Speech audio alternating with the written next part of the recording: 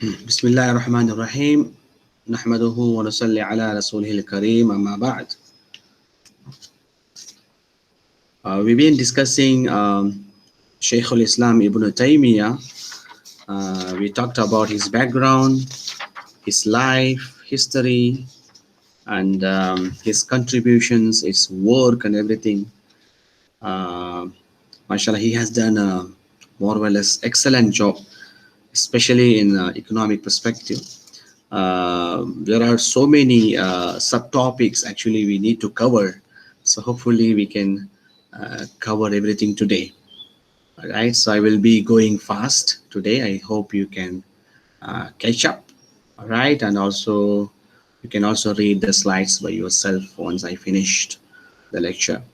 So we discussed earlier about just price, right? We talked about Iwad al-Mithl and Thaman al-Mithl, right? So we talked about the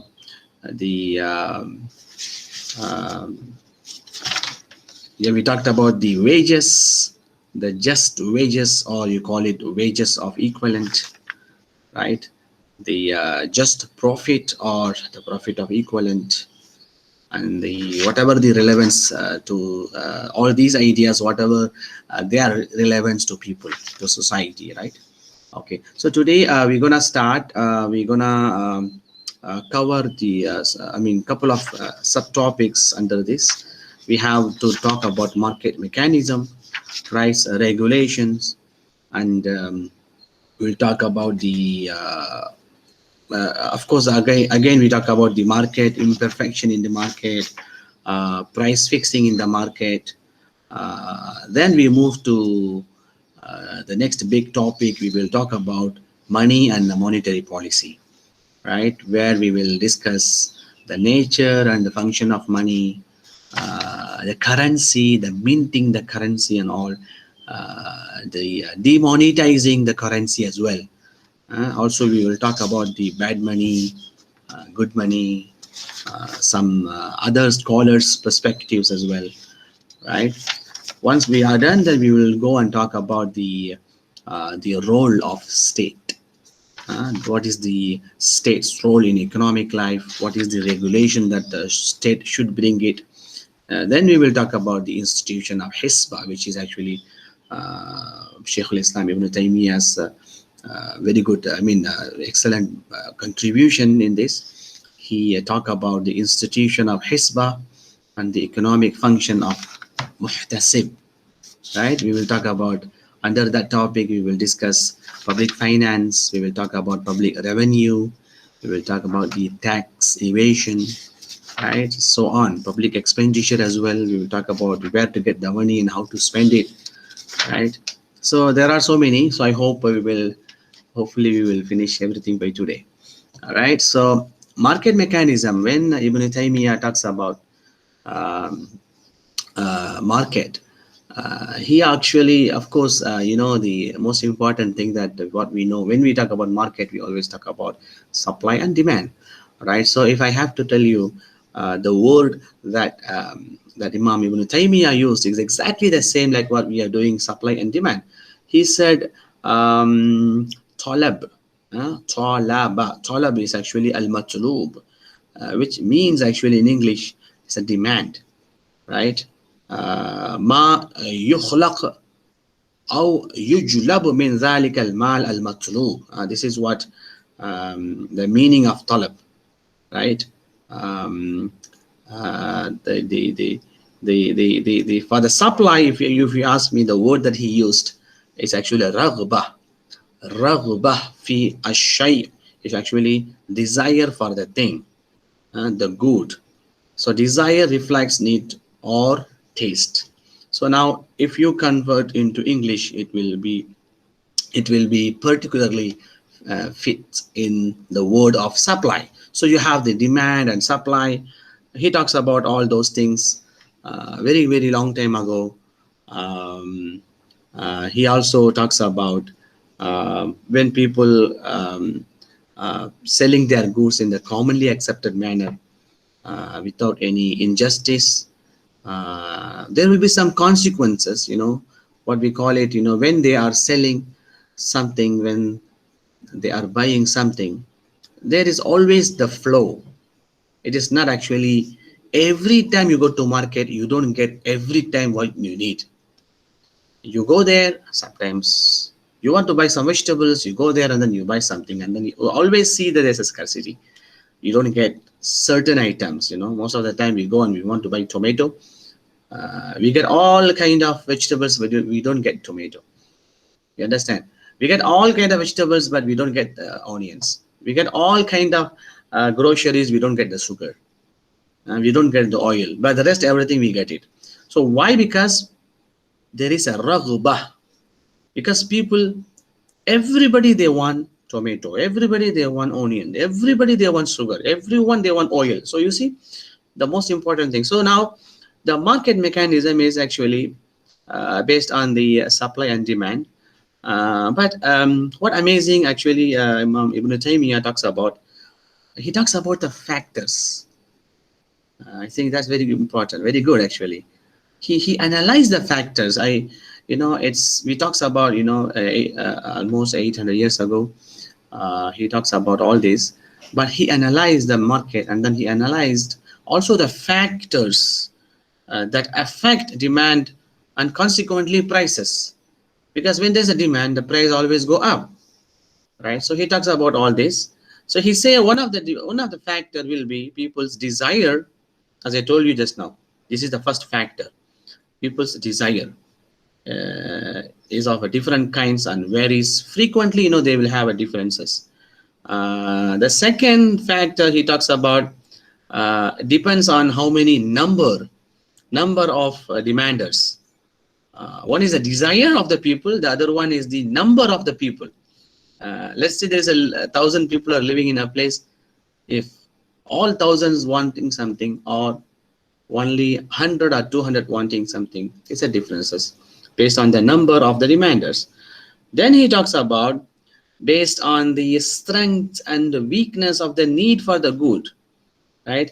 You have the need, but how strong is your need?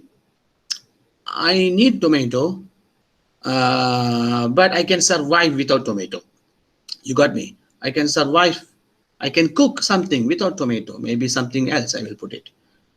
But in order to cook this, I need tomato. It is compulsory. It is compulsory. Meaning to say that without tomato, how am I supposed to cook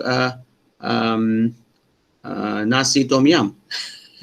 Not tom yum. Sorry. Nasi tomato. There is a rice like tomato rice. Yeah. So how do I supposed to, or maybe ketchup? You want to make a sauce. How you are supposed to make sauce without tomato? You got me? So the strength and the weakness of the need, that is another factor. Then he also continues to say that depends on the quality of the customer, right? Whether he is a rich and trustworthy, or he is poor. At the same time, he is not trustworthy. Sometimes people are, or maybe someone is rich but he is not trustworthy, and sometimes he is poor but he is trustworthy. It depending on, for example, you go and you buy, and if you are a trustworthy person, you will be getting whatever you need.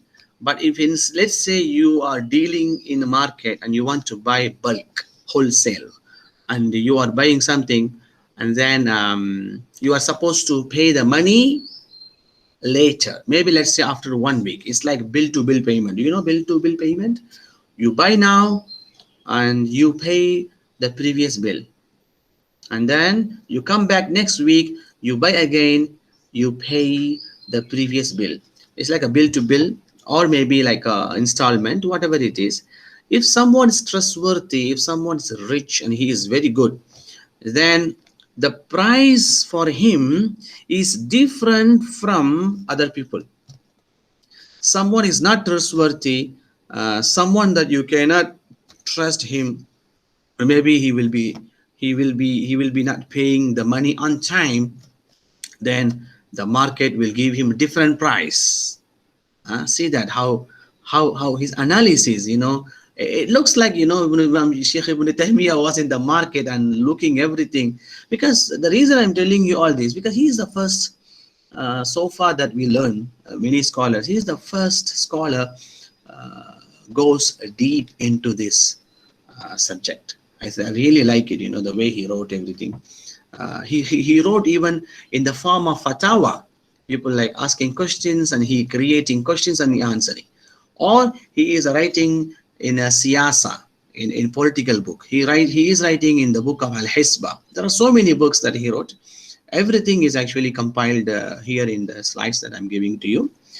Okay, another factor, look, he says that the price is influenced also by the kind of money. What money exactly you want to pay? Do you want to pay me ringgit? Do you want to pay me dollar? Do you want to pay me rupees, rupiah? Right? You see that? Those days there were dirhams and dinars. Not only dirham. Remember this.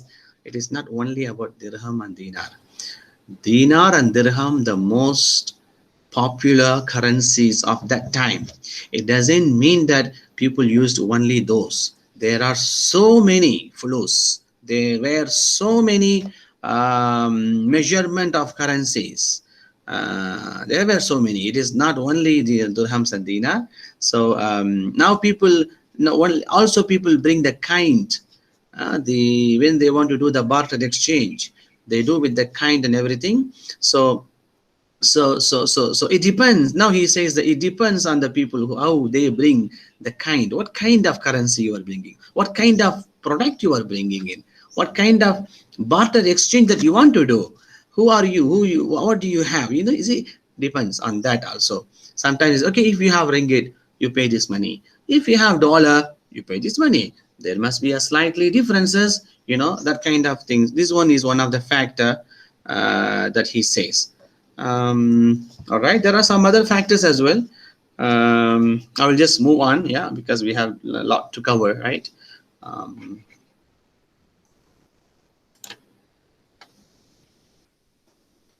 all right, we will talk about so these are all the different kinds, varies frequently, right? So depends, differences, the strength and weakness, I told you just now. The price exchange being, I told you just now. The other two is always there. You can also read. Next we will go to price regulation, right? So what about the price regulation? Imam Ibn Taimiyah talk about the just price. He talks about there are two types of price fixing. One is, of course, unjust and invalid. The other one is just and valid. Of course, the unjust and invalid is actually prohibited. Um, of course, Imam Ibn Taymiyyah never used the word term competition. Um, we will be discussing again this one in al-Hisbah, but here he talks about, you know, you cannot force people to sell uh, some object. You cannot force them to sell something which is not actually obligatory to sell. um, for example, they have some goods, people, they have some goods and they are keeping it in their shop. When you go and you ask them, can I buy from you? You can actually ask them, can I buy from you? But it's up to them whether they want to sell or not. You cannot, you actually can, it is not necessary for, if you are the seller, it is not necessary for you, it is not obligatory on you to sell. Like there is no obligatory, uh, because you see, it's a business, we call it. For example, you have 1,000 sugar pocket, sugar packet you have. Suddenly these packets, I want to buy all of them, and then you might be thinking, why this guy is buying all these 1,000? Maybe the purpose that I'm buying from you, because I want to open another shop, and then maybe I want to open another shop in front of you and then sell that all 1,000 packets for double price or for different prices. So now it's affecting him, it's affecting his credibility in the market. You understand my point? So now, not necessary that everyone has to sell. It is obligatory, but sometimes it might become obligatory when it is a basic need and someone is hoarding. When someone is hoarding, it's become unlawful, right? Um, so of course, to force people, it's not obligatory to sell or restrict them from selling or permissible object, or injustice, and injustice unlawful, right? He also says that there must be authority. It is for the authority to compel, because for example, like this is where the state should come, the institution of al-Hisbah should come. For example, when he has a surplus food and people are faced with poverty, if people are faced with starvation, hungry, then of course he will be forced to sell, but cannot sell less than the just price. He has to sell for just price. You cannot make him, because people are suffering because of that, you cannot make him, lose something. It has to be just price. All right. Then we talk about the imperfection of the market. I think in the let's say if I have to tell you that the higher price than the normal price, al-qima al-ma'rufa is actually normal price, right? Uh, but the problem here is comes when there is no if abolition of the whole of injustice is not possible, one is obliged to eliminate it to the extent he can. This imperfection in the market, it is something very complicated. um, you see, when I do my own personal things, let's say I do my own ibadah other than muamala. So let's say you have ibadah in sharia and then you have muamala in sharia. So there are certain ibadah is actually, it's there are criteria A, B, C, D. You have to do in this way. You will perfectly do it. And there is also a mechanism to find, to teach you, to correct you in order to make your prayer good, make your ablution good, make your hajj, make your zakat, make your siyam, the fasting good. So there's a mechanism to see, and it's clear. It can be corrected at the personal level, right? Because personally you are dealing with Allah. That is what ibadah. But muamala, you are not personally dealing, you are commonly dealing. Remember, the muamala and the ibadah, there are the differences. Now when it comes to muamala, it is actually a kind of dealing, it is a kind of commercial values, it is a kind of economic values. So you have commercial and economic jurisprudence. That is what we call fiqh al-mu'amalat. So now, how am I supposed to abolish the injustice in the market? Can I abolish 100%? Can I make it perfect like water, perfect like Mr. Clean? My answer is it is actually not possible. It's very difficult. Because when you have the market, you always have some ups and downs. What a state can do is actually, they can actually eliminate to the extent the state can do, only to that extent, whatever the extent they can. Yeah. All right.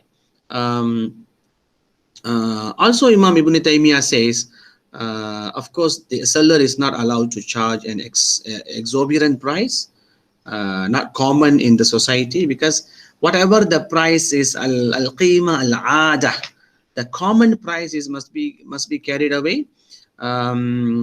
He cannot go for which is actually we call customary price, al-qima al-mu'tada, or near to it. If a buyer has been charged, if a buyer has been charged more than the mu'tada, the customary price, the buyer has all the right to come back and return his goods, right? This is what comes under this. Then what about the price fixing consultation, right? Imam Ibn Taimiyah talks about, this is the one I told you just now, abolition the whole of injustice, right?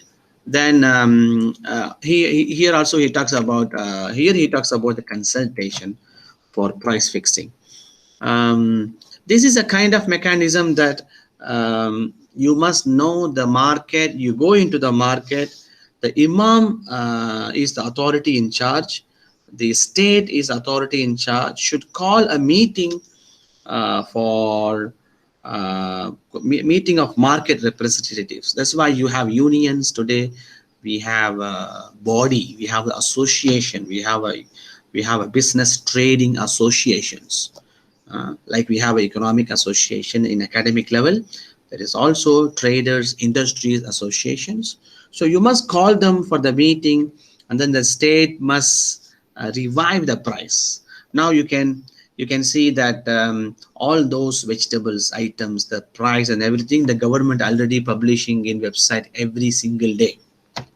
The price for the gold and silver and the currencies exchange, every single day the government is publishing.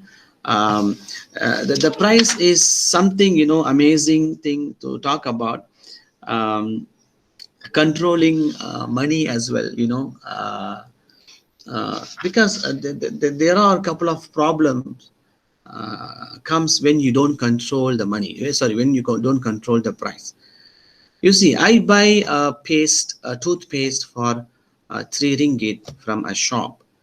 The same toothpaste, someone can sell it for 4 ringgit in another shop. And the same toothpaste, someone can sell it for 5 ringgit or even 7 ringgit in some other shop. So what exactly the legal ruling on this? According to your knowledge, what do you think? Do you think that a government can come and control this?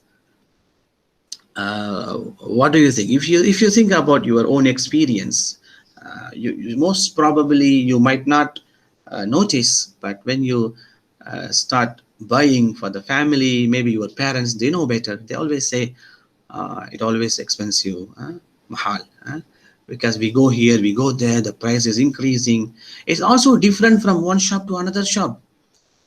There's a different shop, like different prices in the mini market, different prices in the supermarket, different prices in the local market.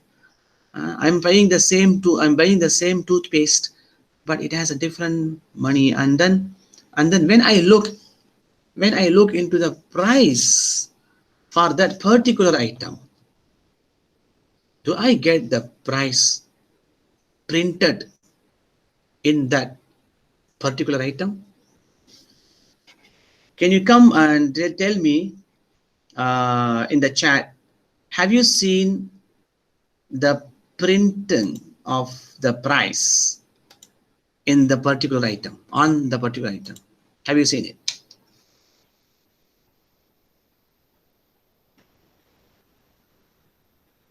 Yes, I'm waiting.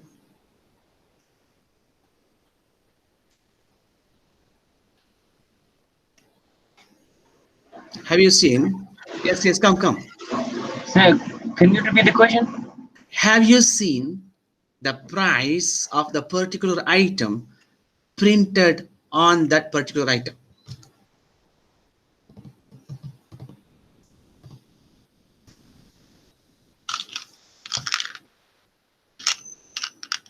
You didn't get my question.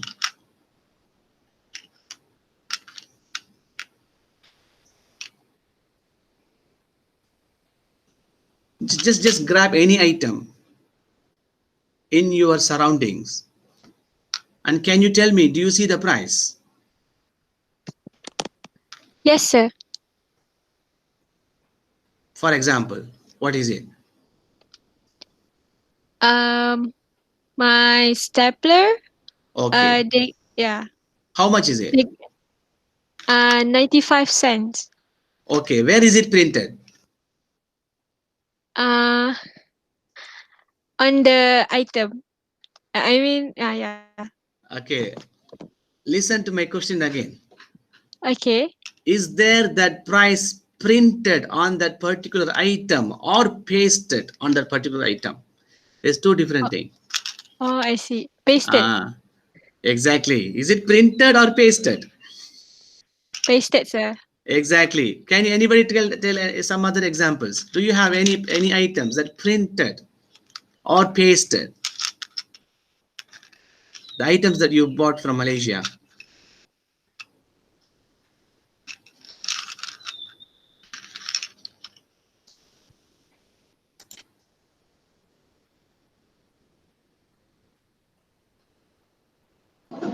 The pen I'm using. Yes, Fahad. Do you have Yeah, something? the pen I'm using. The price Yes. is There's, pasted on. there's a price tag, but Yeah. is it printed on the paper pen No, or is it pasted? it's pasted. Anik, do you have something to say?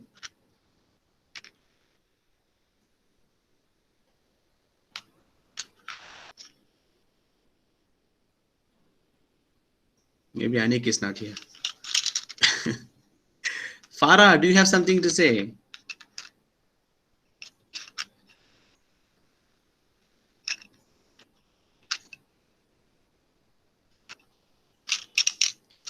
Do you have any other items in your surroundings? Omar, are you there? Yes, sir, I'm here. Yes, do you have any items in your surroundings? None with a price tag on it. Okay, so you see now, let me show you one thing. Now, for example, I used to buy this one, the double mint. Can you see it? Right? You can see this, right? So I just show you at the back. Do you see any price here? No, sir. Yes, No, sir. okay, see, there is no price, right? You don't see any Yes. price here. So now my question is, anything you buy from the shop, why there is no price? I mean, why then who now you see only the price tag, you see only the price sticker. So now my question is, who is fixing the price?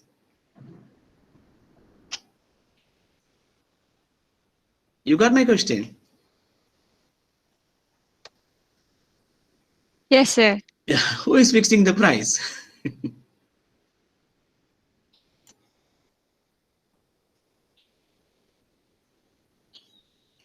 Okay, the book you are currently reading has its price. Yes, the book printed where? Fatin Nabila.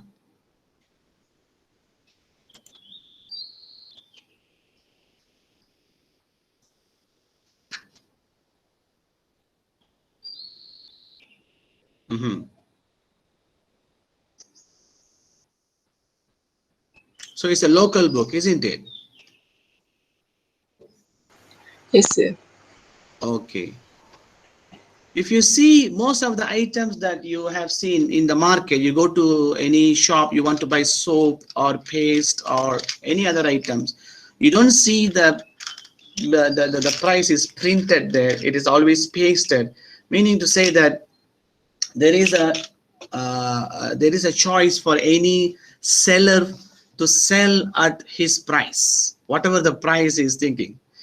But let me also tell you this: there are few countries that the government fix the price and no one can sell more than that price.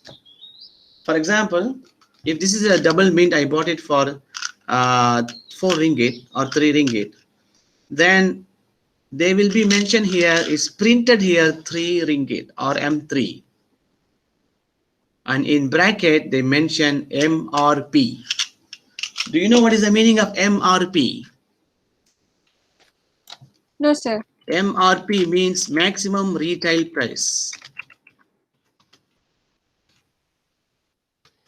Maximum retail price.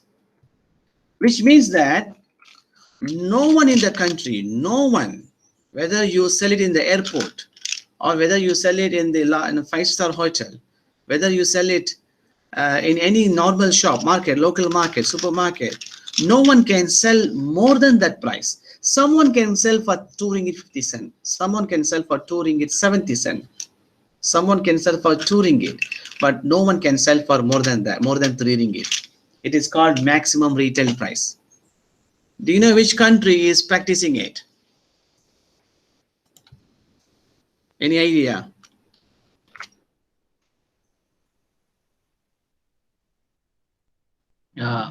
Cuba? You mean Cuba? Yeah.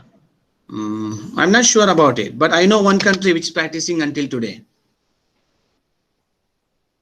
It's India. It's India. It's my country. Meaning to say, this is something. It's this law, this policy brought up by the Prime Minister last time, Indira Gandhi. She brought this. It was very good, especially for the common people. No one can sell the price more than that.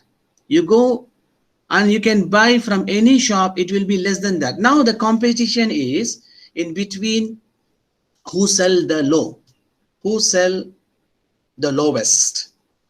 If the price is for 3 ringgit, there the maximum price, then someone will be selling for 2 ringgit, someone in wholesale will be selling for 1 ringgit 50 cent. So that is how the competition is there in India. And that one is very good for the for that particular country's people, because most of them are, of course, the number is huge population, and you might be asking, if that is the case, how a seller or the company is supposed to make money, right? Maybe you may have this question: how, if the government fixing the price like this, if there is a MRP, how the company is supposed to make money out of it? The answer is, if the country, like most populated country like India, then I think they will make always huge profit because of the numbers of buyers, right? As I told you, one of the factor Imam Ibn Taimiyah talked about earlier is the number of the people, right? But country like Malaysia, it is still not practiced. That's because of maybe the number is not good enough, and still you have the freedom to practice the money. Maybe this is one of the information I just wanted to give you. So consultation for price fixing, consultation of price fixing is the most important thing. Then we move into the next one is money and monetary policy. All right. Okay. When Imam Ibn Taimiyah talks about money, he says that Asman, which is actually a singular, is Saman, the price. He talks about two things. Of course, always he talks about two things when it comes to money. He says there are two functions of money. One is the measurement, and the other one is the medium of exchange. And he talks about the measurement, because last time we discussed about Imam Ghazali. He talks about the medium of exchange all the time, right? Here he talks about the measurement of transaction, and he says that money and coins are not meant for themselves, but they are meant to be used to acquiring goods. Meaning to say, minting money, because minting money is something for the mechanism of exchange or medium of means. It is not actually supposedly. What he is trying to say is actually he's trying to prohibit the money trading, especially the foreign exchange that we are doing today.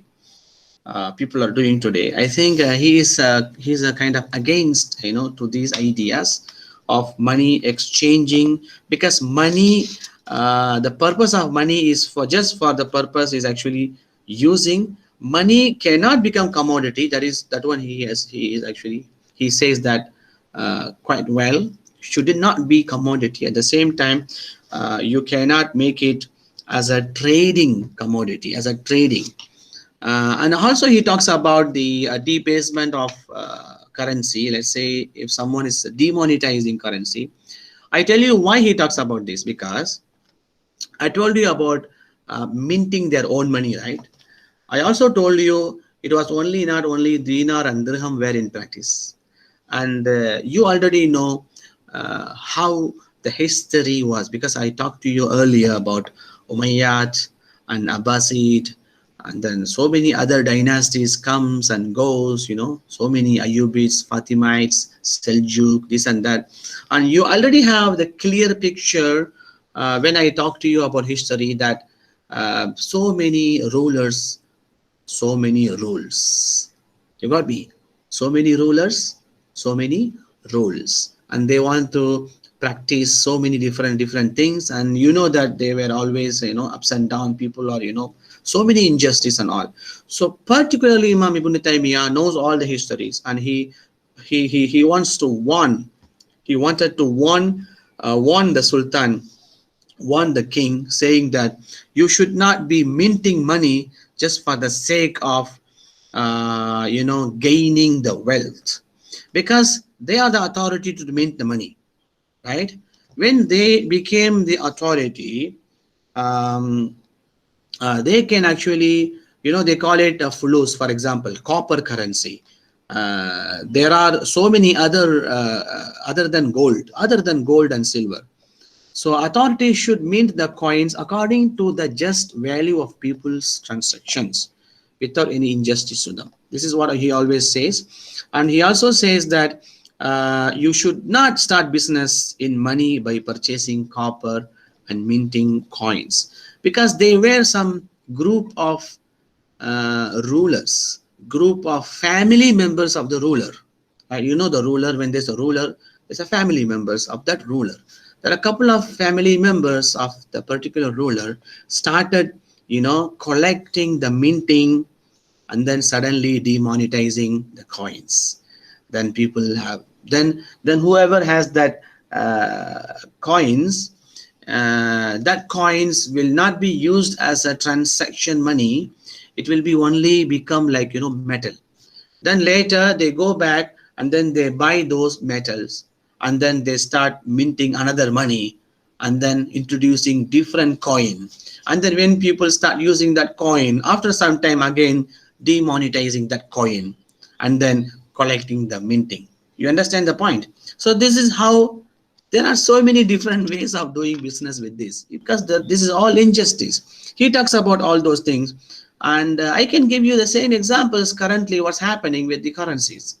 You know, people are introducing, countries are introducing new currencies. It could be the same, you know, even today we have the virtual currency, we call it digital currency, which is actually, we have hundreds and hundreds of bitcoins, I mean cryptocurrencies. Yeah, there is one bitcoin, there is another, there is another coming every day. New coins are coming, they are splitting into thousands. One bitcoin can be split into something, hundreds and thousands. And then these cryptocurrencies is not backed by any government.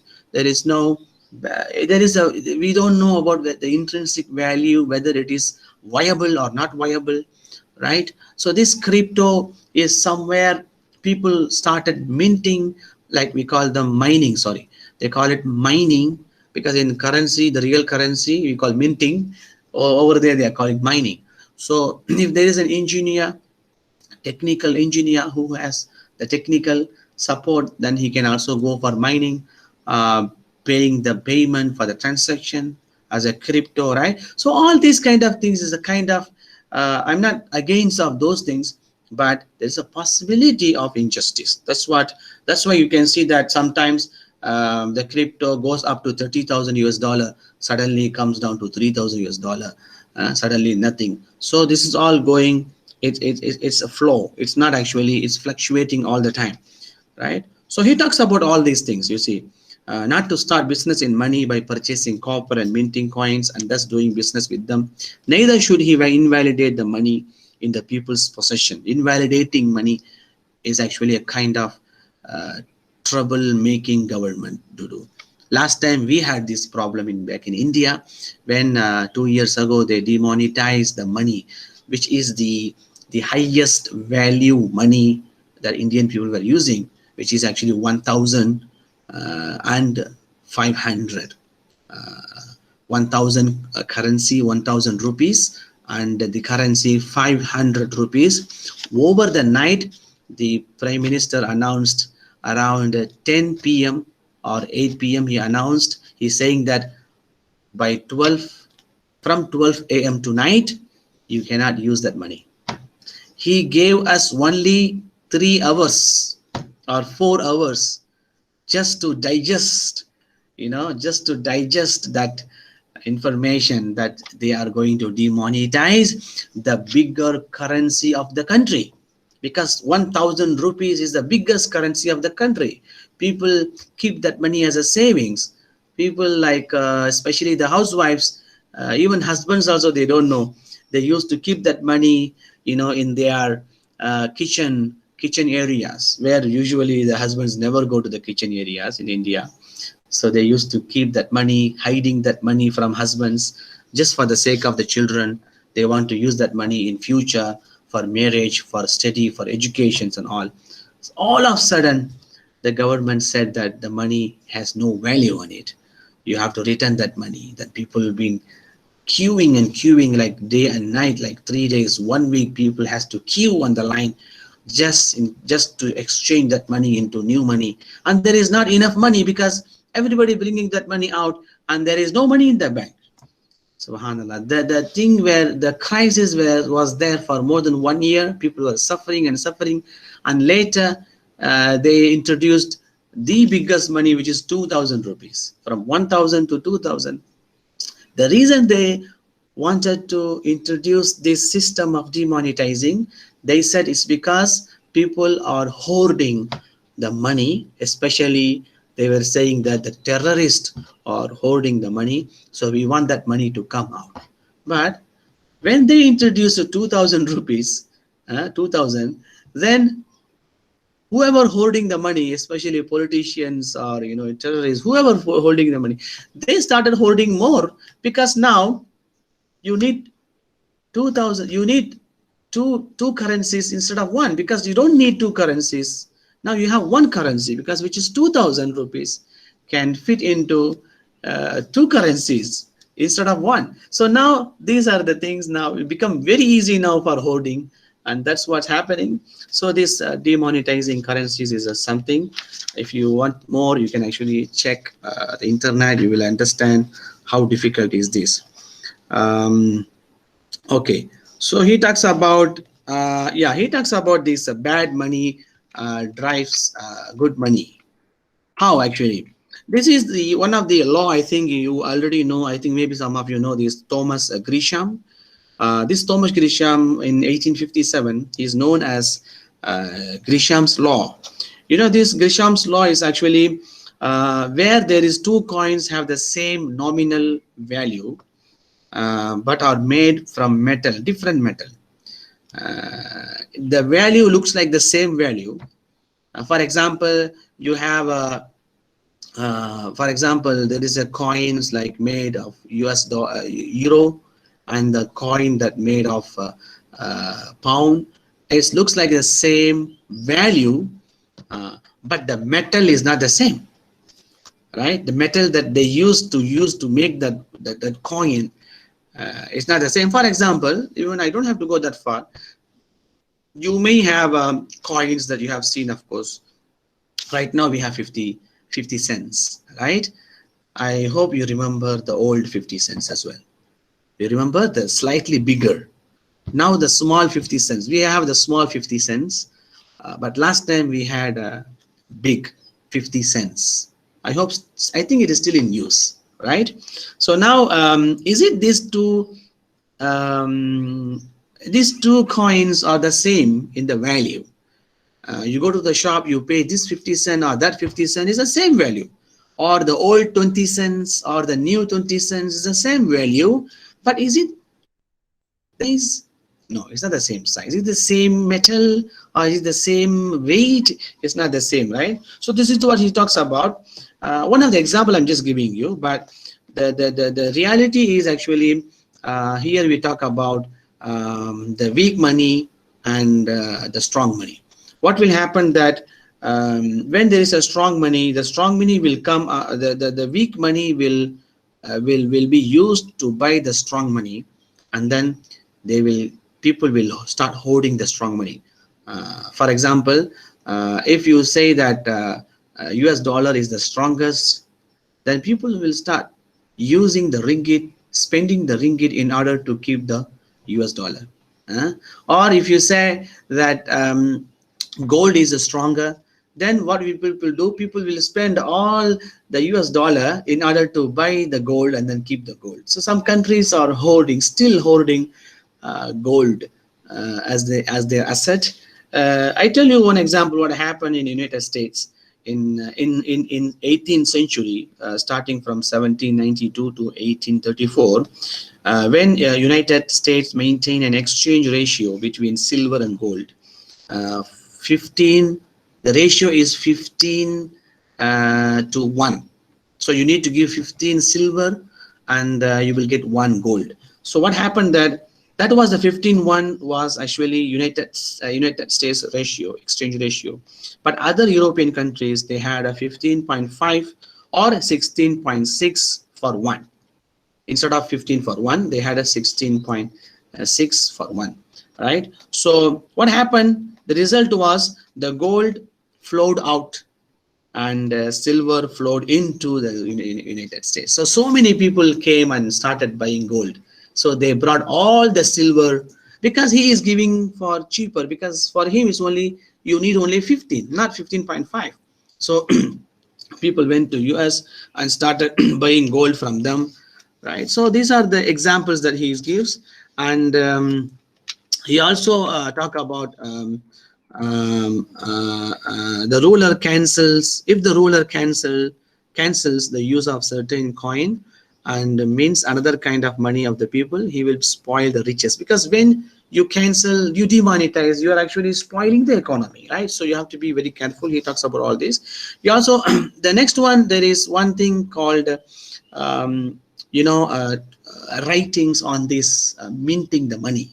I think Imam Ibn Taimiyah, Shaykh al-Islam, he is the one, I think the first one who talks about this subject. He talks about the minting money, older than anyone in the world, I think. But according to the conventional economics, they give one name. His name is Nicole Orismi. This Nicole Orismi was born in 1320 and died in 1382. Whose treatise on money is considered to be the first treatise entirely devoted to an economic problem. But the problem is, it is mainly legal and political, actually, the writing. But Imam Ibn Taimiyah lived before this Nicole Orismi, and then he wrote about this subject before this person. So I think that is the information I just wanted to give you. Next, we talk about the role of state in economic life. Of course, you understand there is a role for the state to play. It's the duty of the state, by the way. There is a general consensus that whoever is unable to earn sufficiently must be aided with money to suffice him. So these are the things like giving them the proper shelter, proper food, proper work. So this is actually state rule. And this is all I think we discussed earlier about it. You can just go on reading it. And then the regulation of the market as well. We talked about it earlier, same thing.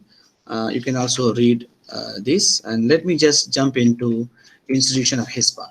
What exactly Hisbah is? It is something that Imam Ibn Taimiyah talks about. He says that to enjoin what is commonly known as ma'ruf, which is good, and to forbid what is commonly known as evil. It's like Amr bil Ma'ruf wa Nahy anil Munkar, but it's more into government, more into governance, what we call today. So now, if you look into the Ministry of Defense, Ministry of Economics, Ministry of Finance, Ministry of Labor, so many ministries actually comes under institution of Al-Hisbah. That is what I can give you the summary of Al-Hisbah, because Al-Hisbah has the role to supply and provide necessities, and they have the role to supervise the industry. Remember, supervising the industry, I think one by one you can read. And then they also have the role to supervise the trade, how you supposed to because let's say if there is a you see the industry, you need to see what are the industries are important for the people, right? What are the services that are important for the people, and then what are the trade from outside, whether it is import or export, right? what are the trades are important for the people, you should bring it on. And then he also talks about public finance. This is the public finance. In the public finance, he talks about three. Most importantly, he talks about three revenues, right?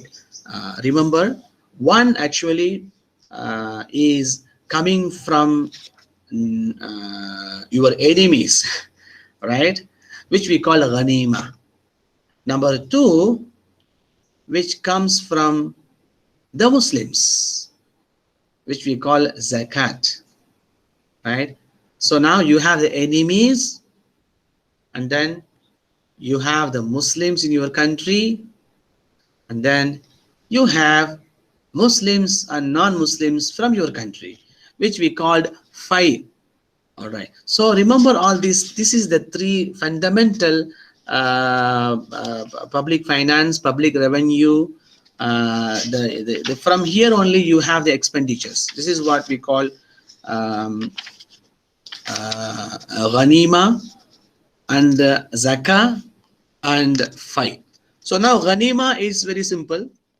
Whatever the spoils of war, it is been, you got it from any war items, you have to make it into five, and then you give four of them, you give it to the people who contributed to the war, you give it to those soldiers, right? That is belong to them. Then one of them, which is fifth, 1/5, the fifth is actually belong to according to the Quran, it belongs to Allah and Rasul and for the people. So now that is the part will come to the government. This is what Imam Ibn Taimiyah is actually suggesting. So that part is actually will be used. It will be used for it will be used for the needy people, especially the miskin, the needy, the one who beg, who is begging is also a needy person. At the same time, who is not begging also a needy person. So there must be a differentiate. Al-miskin, al-faqir, two different things. Someone is begging and someone is not begging, but he is still needy, right? So that one is the distribution of ghanima. It has to be given to the people, because Allah said it's for Allah, it's for the messenger, and for the kinsmen and orphans and the needy and the wayfarer, if you believe in Allah. So this is what Allah himself say how to distribute. So you just follow that. The next one is a zakah, right? When it comes to zakah, we collect from we collect from the rich people, and then we distribute, because the distribution is very clear in Quran, because Allah says that it has to be 8 asnaf. So we know all these 8 asnafs, but when he talks about 8 asnafs, I think he talks about, as I told you, the poor is fuqara, and then you have needy, the masakin. Then you have the management, the one who collect the money. Then he talks about number 4 is actually quite interesting to me. Of course, everybody talks about it, but he also gives some explanation on this. Number 4 is actually mu'allafa al-qulub, those whose hearts are to be reconciled. According to some ulama, they said it is not necessary once Islam is actually completed. I mean, Islam is already established, but the Quranic verse is the Quranic verse, right?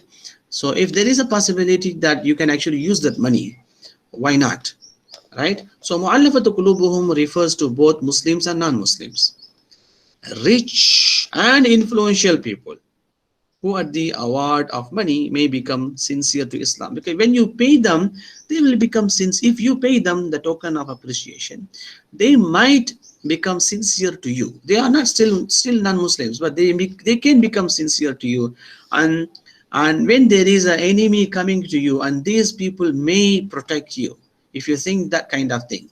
So most probably, if you live in a country where Muslims are minority, right? For example, like India, some other countries, you live in a country where the Muslims are minority, I think this one is good, that you pay some sort of your zakat money to these kind of people in order to get the safety from that people.